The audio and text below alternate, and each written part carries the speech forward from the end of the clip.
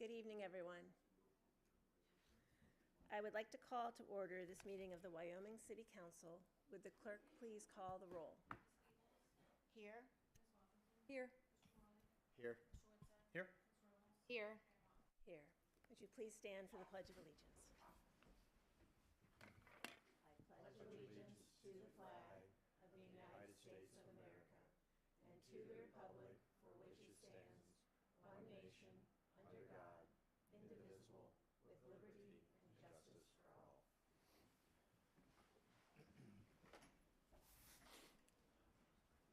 This meeting is being streamed live on the city's YouTube channel, accessible from the city's website, although it may not be right now. Yeah. It's not, okay. We may have sound, but no image. So there may be sound but no image. So if you'd like to address City Council, please come to the microphone to speak. The audio will not pick up if you do not speak into the microphone for those watching from YouTube.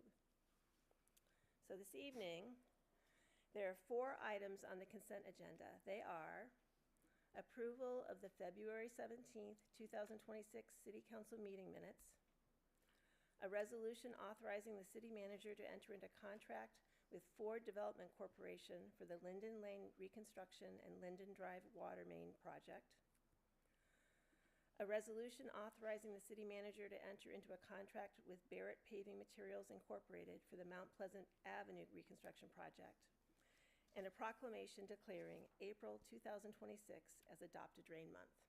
Do I hear a motion with respect to the consent agenda? So moved. Second. Having been moved and seconded to approve the consent agenda items, all those in favor, please signify by saying yes. Yes. Those opposed? The motion carries. So next, I'd like to invite Reese O'Leary and Sophia Omenchenko forward, and we're going to read the Adopt a Drain proclamation.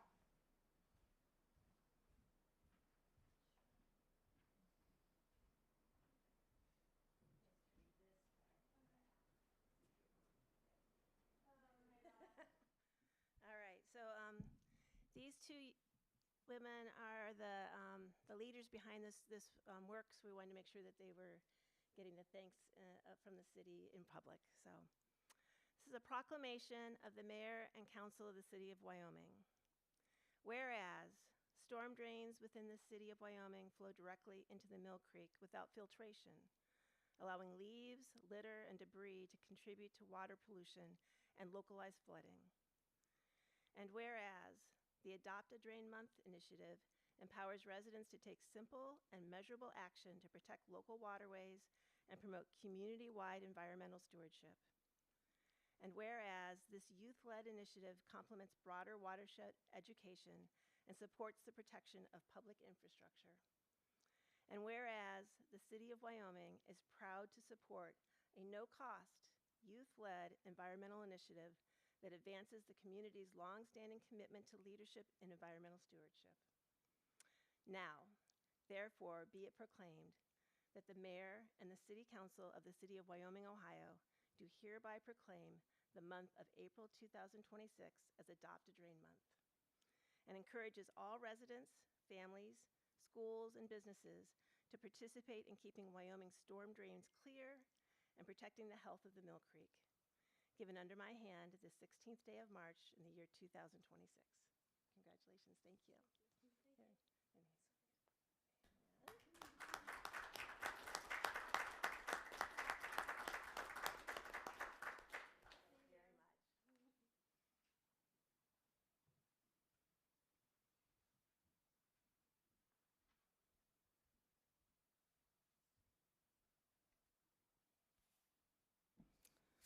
All right, are there any questions or comments on the special reports? No? Then we'll now hear a report from the city manager. Thank you, Mayor. Council, everyone, we have lots of free mulch. So to let everybody know, scream it from the rooftops.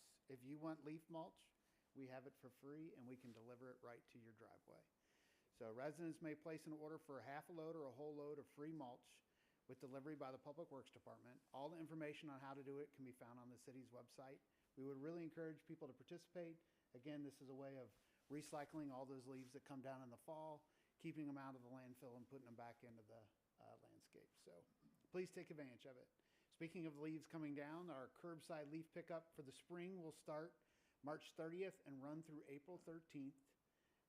So if you have any leaves, rake them to the curb, and the Public Works team will pick them up at that time.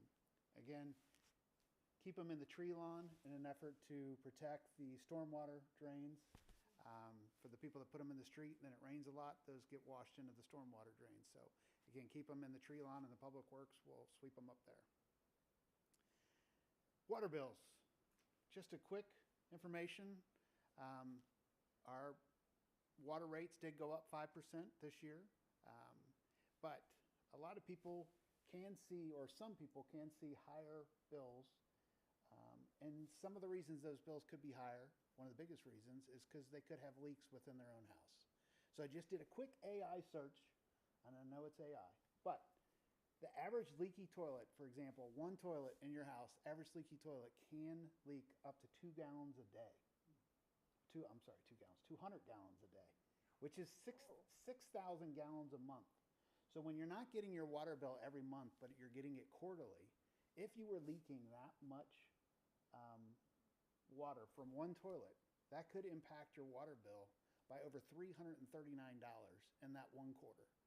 So we just encourage people to check their toilets in their house, make sure that they're not leaking. If you have questions about your water bill, you can certainly give us a call here at the city, and we'll try to help you troubleshoot. But a lot of those increases are coming from those type of issues. Also, our current road projects that are starting in 2026, they are now updated on the website. So if you go to the major project page on the website, you can see how we'll be progressing with Mount Pleasant, with Linden, with Oak, with the local street improvement project phase 2. And then also our trail down along North Park. So if you go to wyomingohio.gov, check out the major projects page and you can get updates there. Upcycle Day is Saturday, April 18th from 10 to 3 at the middle school parking lot. A list of the participating vendors and the items they will be collecting can be found on the calendar entry for this event on the city's website. In addition to our regular Upcycle Day collection, we are expanding the event to include 25 vendor booths and a food truck. So even if you're not collecting items to drop off, please feel free to stop by and join us to learn a little bit more about Earth Day. We do have yard waste and junk days. Spring cleanup for yard waste is Saturday, April 18th. All items must be bagged and canned, bundled and tied as if it was a regular pickup. You just don't need a sticker on this day. Items can be placed out up to 1 week ahead of time, but everything must be out by 6 a.m. on the Saturday morning. Items not prepared correctly will not be picked up. Rumpke will make one pass down each street, so be sure your items are out by 6 a.m. on April 18th. The spring cleanup for junk items will be Saturday, April 25th. Items can be placed to the curb up to 1 week ahead, but must again be out by 6 a.m. on that Saturday. And the Easter Egg Dash, the annual Easter Egg Dash will be Saturday, April 4th at 11 a.m. at Oak Park. This event is free and there will be plenty of eggs filled with candy and toys, and the Easter Bunny will be making a visit as well. And this is made a large part possible by the Firefighter Association. They do a big part in making sure that can happen every year. So. And that's all I have. Thanks, Mayor. Great, thank you. So are there any council committee reports otherwise on the agenda? And are there any special committee reports not otherwise on the agenda? Okay, then we've reached that point in our meeting where a citizen may express an opinion, make a statement, address a concern, or ask a question on any subject that is not otherwise on the agenda. Comments will be recorded into the minutes and passed along to be addressed by the appropriate staff or city council committee as needed. This portion of the meeting is not for city council to provide responses to a citizen comment, but to hear what the citizen has to say. And if you wish a response from the city to your concern or request for information, please leave your contact information with the clerk before you leave the meeting. And as a reminder, please state your name and address before making your comments to city council. Is there anyone present that would like to bring an item not otherwise on the agenda before city council? Great. And I left the microphone the wrong way.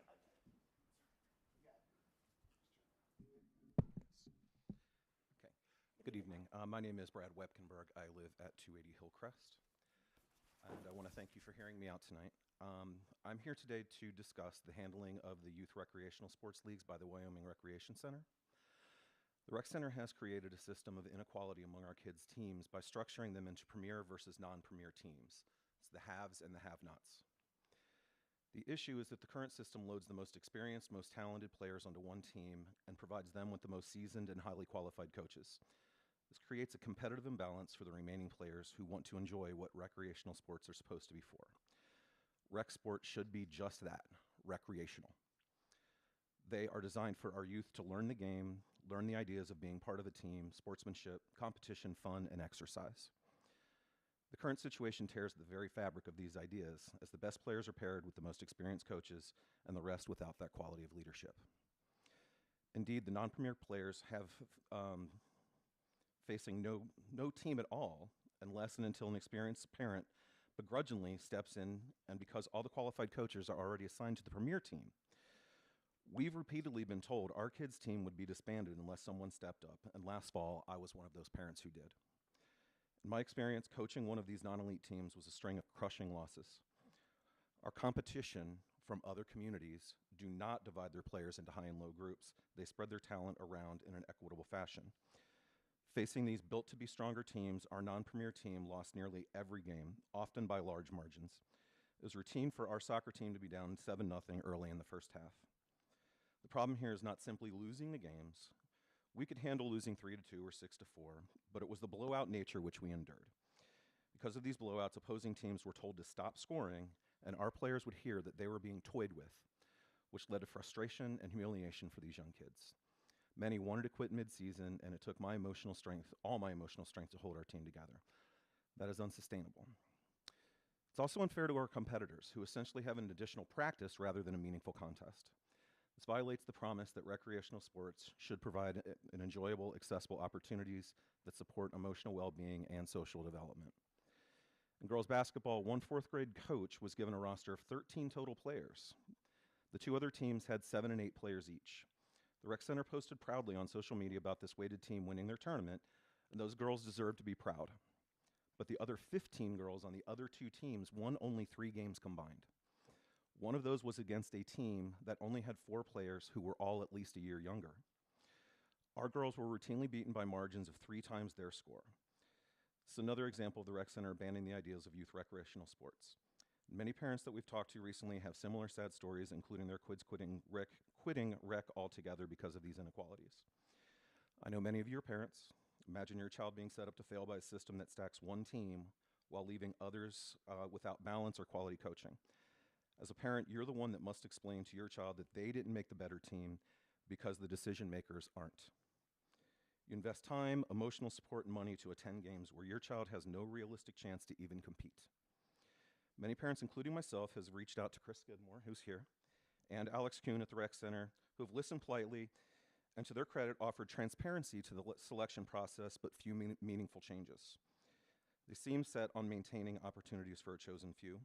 Though in fairness, after a recent Facebook post and its flurry of comments, Chris did reach out to me about opening a wider dialogue, and I look forward to those conversations. My family loves living in Wyoming. We've been involved in coaching, board roles at the swim club and after-school program. Our community prides itself on equity and fairness. Many of you ran your campaigns on the ideas of equity and fairness. We are a small community.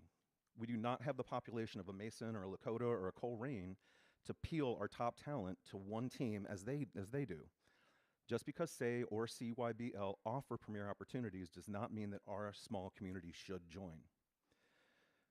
Parents who are not part of the Rec Center's elite programs support the Rec Center with the same taxes and the same fees for the Rec Center as those whose children are in elite leagues. We deserve equal opportunity for quality recreational experiences. We have continually been denied that. Players on the premier team have other options, like club or travel teams. For the rest of us, the Rec League is our only option. In closing, the Rec Center system is wholly unfair to parents, to opposing teams, to the community at large, and especially to our children who just want a fair chance to have fun. The only people who benefit are the small number of parents who insist their child is too good to play with the rest of us. Many parents have withdrawn their children from the Rec Center. I considered withdrawing mine, and I may still do so, but I chose to speak up because I believe standing for fairness is the better message to send to my kids. If the current system continues, it will kill rec sports in Wyoming. I thank you for your attention, for any steps you may take to ensure our recreational leagues reflect the values of fairness and positive youth development. I'm happy to discuss further or provide additional examples if that would help. Thank you so much. Is there anyone else that would like to present an item not otherwise on the agenda before City Council? Okay. Thank you so much for coming tonight. And we will follow up. Okay, so the first order of business is the ordinance amending ordinance number 20-2025 and declaring an emergency. It's recommended that the rules be suspended and the ordinance be considered for adoption tonight. Do I hear a motion to suspend the rules? Is there any discussion? Will you put on your microphone? Thanks. Can we just say what is the content in ordinance 20-25? I was just about to do that. Oh, yes, ma'am, thank I you. was asked Rusty to do that. Rachel, do you want to come up and go over this topic?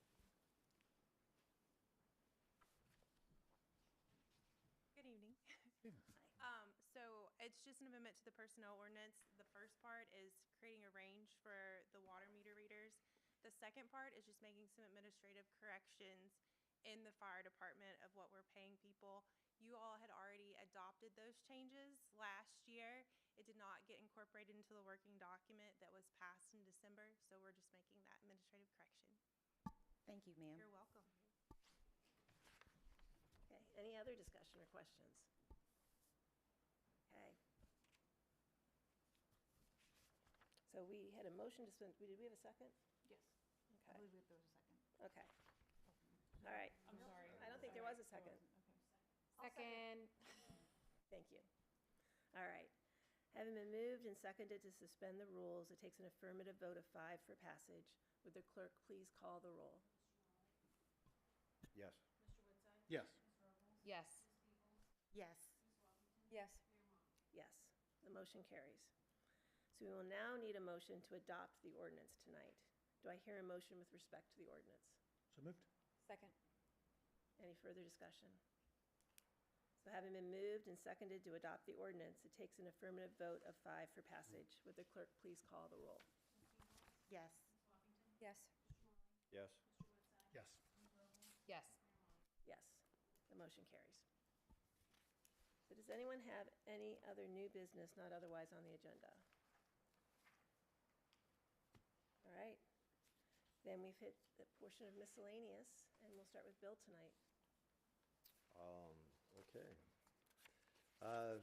Couple things. Just one, I was out for the urban forestry first scheduled cleanup day. It was wonderful. Again, impressed by the dedication of the committee. The whole gang was out there. The committee is also celebrating 3 gallons of maple syrup this year, which translates into several hundred gallons of sap collected. So big shout out to the Girl Scouts, and particularly to Jerome and Matt, who had organized that and pulled it together for us. That was great. I also had, as a follow-up to the Joint School Committee, had a meeting, the Joint School Council meeting, had a meeting with Tim Weber about continuing to look at the civil education for our kids throughout the grade levels, building on the great work that April's been doing, looking at our entire system of how are we training our young citizens to take part right from kindergarten on forward. And so we'll be having a meeting with all the principals after spring break to continue to work on that, and I'm excited about that. Thank you. Chris? Nothing for me tonight. Okay. April? I just wanted to highlight the efforts of the Environmental Stewardship Commission, and especially with Upcycle Day coming up.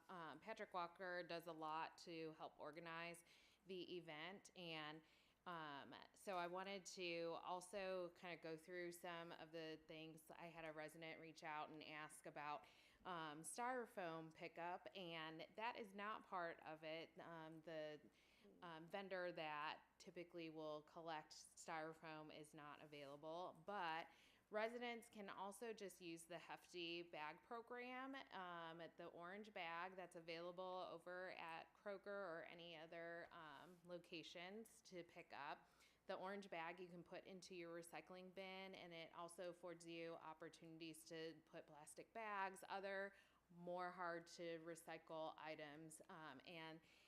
Even if you go to the Hefty program online, orange bag, you can sign up and get a free kit, and it also gives you a little flyer that you can hang up by your recycling items to help you remember what can go in the orange bag. So just wanted to point that out because we know that we can't take everything during Upcycle Day. And also thanks to Rob and his efforts for helping environmental stewardship. We have a pollinator garden that maybe if it didn't snow today, it might be blooming later on in the next couple months, but hopefully we'll see that as they help to remove invasive species from the area of North Park and kind of turn that over for a pollinator garden that we're excited to have. So look out for that in the spring. Thank you. Thank you. Cindy? I want to highlight that in the newsletter, the Wyoming City newsletter this month, and I think last time too, it comes out every week, but in there is an opportunity to take advantage of an economic development grant for the facade of our buildings. So the deadline for that is April 1st. I've visited a few businesses to ensure that they were aware. All were aware. I don't know if they're all going to submit, but I love the fact that that's an opportunity for our business districts, and I hope everyone takes advantage of that. Great. Jody? Just two things.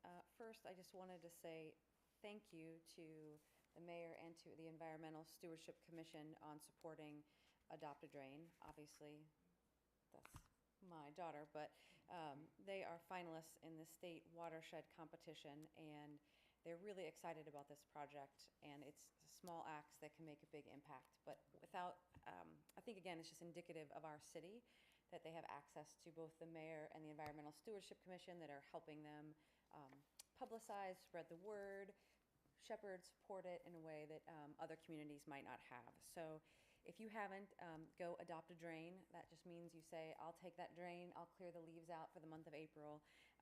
And if you sign up, that would certainly help her metrics on the response as well. So you can reach at the Cloud Catchers on Instagram, or their website's a little complicated, but if only they had a mom who worked in marketing that could help them. So anyway, thank you to the whole team that's supporting those girls in their civic education. I think it's great. And the second thing is I had the opportunity to be exposed to some state budgeting processes for another business endeavor. And I just want to say, again, kudos to our team for such good budgeting, financial stewardship, and strategic stewardship. So there was a city, a local municipality that was applying for a grant from the state budget to do a turf field for their public rec center. And without the state capital budget, they would not be able to do that. And we have done it in-house through our own financial stewardship. And I think it's just a testament to our strength, not just Jeremiah and his team, but also just the strategic nature of how this group works together, the Rec Commission, City Council, Rusty, Jeremiah, Rob. It really is just a great team that we have here, and it's a blessing for us to have that and to be able to be in a different setting and recognize that. So yay, yay us. And last but not least, I also just want to recognize Reese and Sophia. It's really great in Wyoming that we have young students that want to have ideas and want to make them happen. And even more importantly, is they brought the proposal that they were trying to create a system that could go forward without them. So just that kind of leadership, we're very lucky to have students like that. And then I also want to thank you, Mr. Wilkenberg, for, if I said that correctly, for coming in tonight. We will definitely, follow up on this. It's never easy to come and address council, and you could tell that you were very well prepared. And so just want to thank you for taking the time and the effort, and we appreciate it. Mhm. Okay. Do I hear a motion to excuse Mr. Driehaus?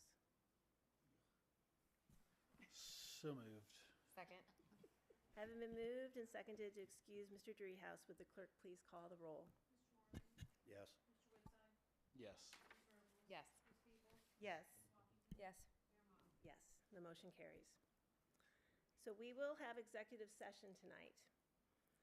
Under section 121.03B3 of the codified ordinances of the city of Wyoming, council may adjourn to executive session to discuss a legal matter requiring the attention of city council and the city solicitor. Do I hear a motion to adjourn to executive session? So moved. Second. Having been moved and seconded to adjourn to executive session, will the clerk please call the roll? Yes. Yes. Yes. Yes. Yes. Yes. Council is adjourned to executive session. Good evening, everybody.